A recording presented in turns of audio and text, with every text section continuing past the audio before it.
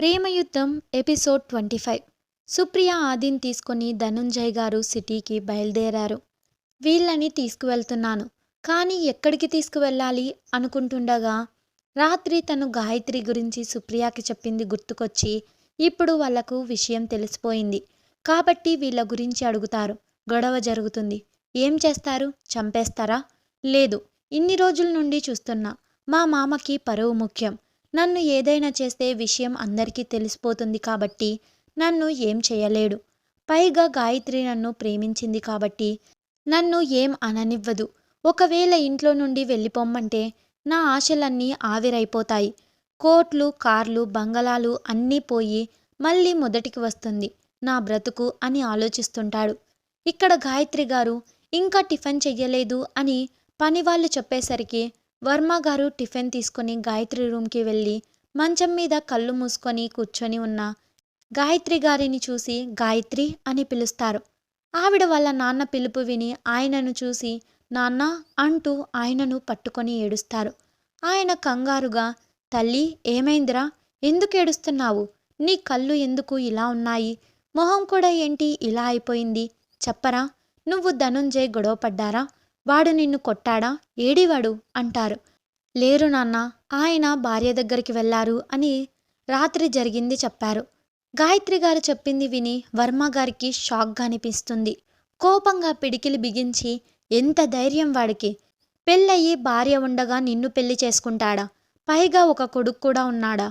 నన్ను నిన్ను ఇంత మోసం చేసిన వాడిని ఊరికే వదిలిపెట్టాను, చంపేస్తాను. ఆ లో క్లాస్ వాడిని అని కోపంగా చెప్తారు. నాన్న, ఆయన మోసం చేశారు, కానీ మీరు అతన్ని చంపడం నాకు ఇష్టం లేదు. మా నాన్నని హంతకుడిలా చూడలేను. ముందు అతన్ని ఇక్కడికి రమ్మనండి. అతనితో తేల్చుకోవాల్సినవి కొన్ని ఉన్నాయి. అతని భార్య బిడ్డని కూడా నేను చూడాలి. ఏమ్మా, చూసి ఏం చేద్దామని? వాళ్ళ అందమైన కుటుంబాన్ని చూసి ఇంకా బాధపడ్డానికా? అతని నిజస్వరూపం ఏంటో ఆమెకి తెలియాలి. అంత రాత్రి ఆమె కోసం పరుగులు తీశాడు అంటే ఆమె అంటే ఎంత ఇష్టం ఉండాలి?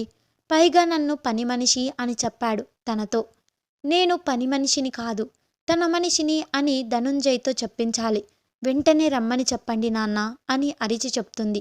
సరే తల్లి, ముందు నువ్వు ఫ్రెష్ అయ్యి టిఫిన్ చెయ్యిరా. నీ బిడ్డ కోసమైనా తినాలి అని చెప్పి ఆవిడతో బలవంతంగా కొంచెం తినిపించి టాబ్లెట్లు వేయించి నువ్వు రెస్ట్ తీసుకో, నేను ఆ దరిద్రుడికి కాల్ చేసి రమ్మని చెప్తాను అని బయటకు వెళ్ళి కింద సోఫాలో కూర్చొని ధనుంజయ్కి కాల్ చేస్తారు. ధనుంజయ్ ఫోన్ తీసుకొని ఈయనకి విషయం తెలిసినట్టుంది, తప్పదు లిఫ్ట్ చెయ్యాలి, లేకపోతే నాకు భూమి మీద నూకలుండవు అని లిఫ్ట్ చేసి చెప్పండి అంటాడు. నువ్వెక్కడున్నా నా ఇంటికి రా, లేదా నా మనుషులు వస్తారు నీ దగ్గరికి అని సీరియస్గా చెప్పి అలాగే నీతో ఉన్న వాళ్ళని కూడా తీసుకొనిరా అని కాల్ కట్ చేస్తాడు. ఇప్పుడేంటి పరిస్థితి? వెళ్ళకపోతే ఆయన అన్నంత పని చేస్తారు అనుకొని సుప్రియ ఆదిని తీసుకొని వర్మ గారి ఇంటికి వెళ్తారు. ఆ ఇంటిని చూసి సుప్రియ షాక్ అయ్యి ఏవండి, ఈ ఇల్లేంటి ఇంత పెద్దగా ఉంది?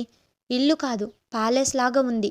సినిమాలో తప్ప బయట ఇప్పటి వరకు ఇలాంటి ఇల్లు నేను చూడలేదు. ఎవరిదండి ఈ ఇల్లు? ఇక్కడికెందుకు తీసుకొచ్చారు అని ధనుంజయ్ని చూసి ఈ చెమటలేంటి, ఎందుకు అలా ఉన్నారు చెప్పండి. ఏం లేదు సుప్రియ, ఈ ఇల్లు మనదే. ముందు నువ్వు లోపలికి రా, నీకు అంత అర్థమవుతుంది అని లోపలికి తీసుకెళ్తాడు. ఎదురుగ్గా సోఫాలో కాలు మీద కాలు వేసుకొని కూర్చుంటారు.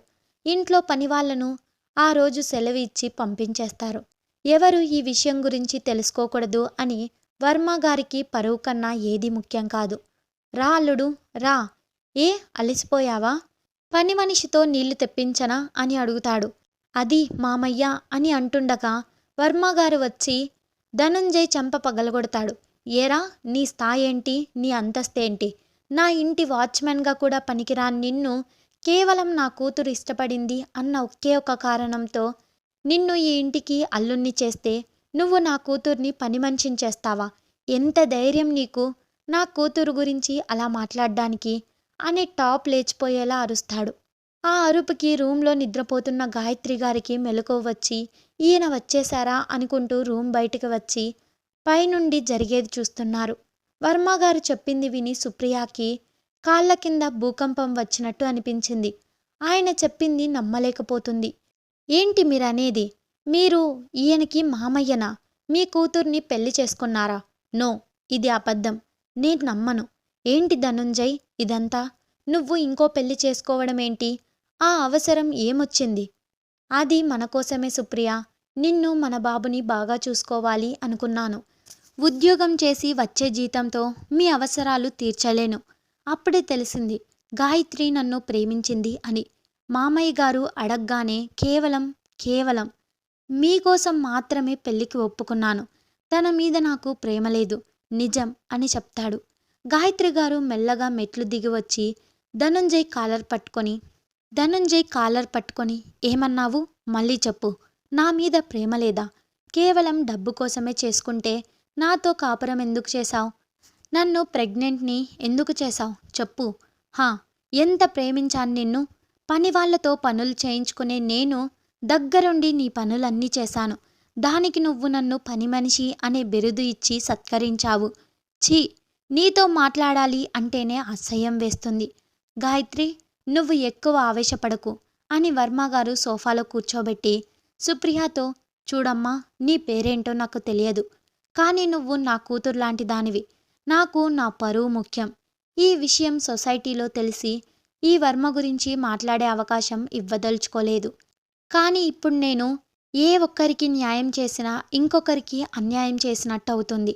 నా కూతురు వీణ్ణి ప్రేమించి పెళ్లి చేసుకున్న పాపానికి వీడి బిడ్డని మోస్తుంది. నువ్వు కూడా ఒక బిడ్డకు అమ్మ వెయ్యావు. అసలు ఇలాంటి వాడిని చంపెయ్యాలి. కానీ నేను ఆ పని చేయకుండా నా కూతురు నన్ను ఆపేసింది. ఈ సమస్య మన ముగ్గురు మధ్యలో ఉండాలి. నువ్వు ఏ నిర్ణయం తీసుకుంటావో చెప్పు. ఈ మీడియా న్యూస్ ఛానల్కి చెప్పడం లాంటివి చెయ్యొద్దు. ఇతను కావాలి అంటే తీసుకొని దూరంగా ఈ సిటీ వదిలి వెళ్ళిపో.